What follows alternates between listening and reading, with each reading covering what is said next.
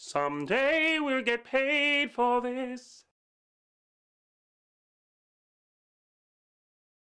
Why do more families choose Bolin Durkis Funeral Home and Cremation Services? They've just done so much for my family. Bolin Durkis Funeral Home and Cremation Services. Here for you today, tomorrow, and in the future. Gerard Damiano, Yma Sumac, Estelle Reiner, Rudy Ray Moore, dead today.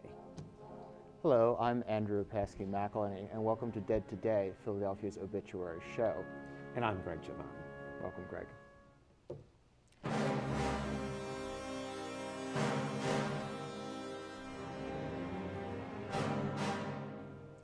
Gerard Damiano, dead today. Director of Deep Throat, many other famous adult films, including The Devil and Miss Jones. Died October 29th in his 80s. In his 80s? Mm-hmm. He lived a long and varied career, and really one that saw pornography go from something that was in the back rooms, the smokers of old, into a much more mainstream and acceptable. Well, both those films, you know, stars went and saw it. It crept its way into popular culture, you know, in the whole Watergate Deep Throat thing, absolutely, too. I mean, the link between politics and sex. Devil and Miss Jones, one of the most disturbing movies I've ever seen. How so? It begins with a woman who goes to hell for suicide and decides she'd rather go for lust. And it ends with her final moments when she actually gets to hell. And it's like a Sartian nightmare. It like really disturbed me. Of course, I was like 15 when I saw it, but. So, Yma Sumac, dead today. Yeah, Yma Sumac, if no one's heard of her, have you heard of her? I have, I've yes. played the records. Yes, a female vocalist, singer of exotica. Mm-hmm. You know, she claimed to be a Peruvian princess. Was she? Yeah, she was, actually. The most notable thing is that she had a 4-octave range. Wow. Yes, and she was her own theremin, really. Yes, she often sounded like a theremin, to me anyway. It doesn't quite sound human, but she was the test voice for RCA for years. Wow. Yeah. You know, in the 90s, when swing music sort of came back in vogue and the whole lounge scene, they really sort of dug her up. Another old thespian past, Eetelle Reiner, Carl's wife and Rob's mother, most famous for in Harry Met Sally during when Meg Ryan fakes the orgasm and she says, "I'll have what she's having." Oh, God. Oh. I'll have what she's having. 94. 94? Mm-hmm. She looked good for 94.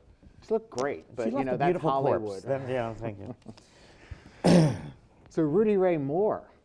Rudy Ray Moore. Dolomite. The self-prescribed godfather of rap.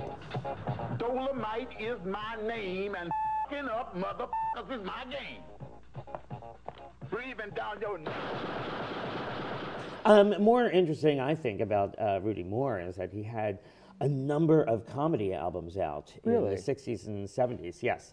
And I was kind of raised on comedy albums, and we listened to a lot of them in my house during this period, but we would certainly never have, in the New York Times could not print the title of his albums. And if you wanted one of his albums, you had to go into a record store, ask for it by name, and it was in brown paper covering. November is noticeable for the anniversary of many notable deaths, and I thought today we'd take a moment on the program to go through some of these people. November 1st, 1907, Alfred Yari, 34. The father of absurdism, you know, people would say. He wrote really dumb plays as a joke and had them produced. November 2nd, and here's a death that would surely agree with you, George Bernard Shaw. Lived forever, wrote a million things. Good for him. Annie Oakley. George M. Cohen. Tchaikovsky. Gene Tierney. John Milton. No, not really an entertainer. Well, Clark Gable. I find it entertaining. Rossini. But I think the November death I would like to most remark on is Arthur Rimbaud, who died November 10th, 1891. And I thought maybe I would just read a little bit from A Season in Hell, just of this great poet's probably most notable work. Yes, indeed. Rimbaud died very, very young. Same age as Yari, correct? Yes, yes. They're both in their 30s. Long ago, if my memory serves me, my life was a banquet where everyone's heart was generous and where all wine flowed. One evening, I pulled beauty down on my knees, I found her embittered, and I cursed her. I took arms against justice. I ran away. So let's end today's episode with a moment of silence and remember these people that's passed. And we'll see you in 2 weeks for the next episode of Dead Today. I'm Andrew McElhinney. And I'm Greg Giovanni. Good night. You.